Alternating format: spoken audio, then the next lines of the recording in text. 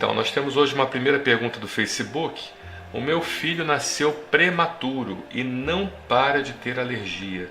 Tem ligação essa prematuridade com as doenças alérgicas? Tem bastante ligação. O paciente que nasce prematuro é um paciente que, de certa forma, não tem os órgãos ainda totalmente desenvolvidos, principalmente o intestino. O intestino, nós sabemos que é um órgão que está intimamente relacionado com processos alérgicos. Se você tem um intestino saudável, a chance de você ter um processo alérgico é bem menor do que aquele paciente que não tem um intestino saudável. Então, o prematuro, ele quando nasce, ele nasce com o intestino não totalmente formado. E você precisa alimentar aquele prematuro com um alimento, com a sonda, com aquele alimento, a alimentação parenteral, com aquela substância adequada para o prematuro poder sobreviver. Só que essa alimentação, apesar dela ser preparada, apesar dela ter todo um cuidado para evitar ao máximo os efeitos colaterais, numa criança prematura não tem jeito. Como o intestino não está totalmente formado, muitas substâncias que não deveriam passar para a corrente sanguínea, as chamadas macromoléculas, elas acabam passando para a corrente sanguínea através do intestino, e essas macromoléculas são então interpretadas como um corpo estranho dentro do organismo, e o organismo, por sua vez, começa a reagir de forma exacerbada.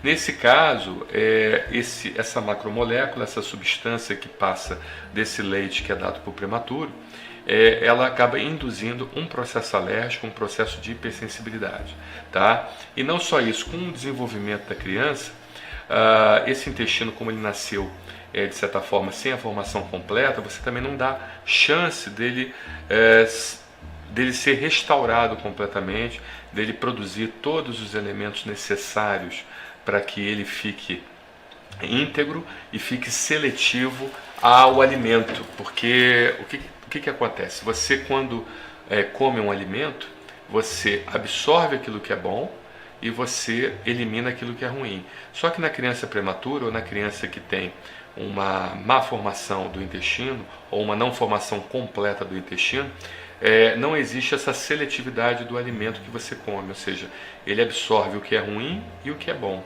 Então, absorvendo o que é ruim, acaba induzindo uma reação de hipersensibilidade, uma reação de grande sensibilidade, e isso induz uma reação alérgica, podendo levar o paciente, aumentando a chance desse paciente ter reação alimentar e também reação respiratória. Porque não é só o alimento que a gente engole vários tipos de substâncias, entre ela a poeira, o ácaro, o mofo, o fragmento de barata. Quando você fala, quando você abre a boca, aqueles fragmentos, aqueles alérgenos que estão em suspensão no ar, eles entram em contato com a sua saliva, se misturam com a sua saliva e você deglute justamente esse alérgeno.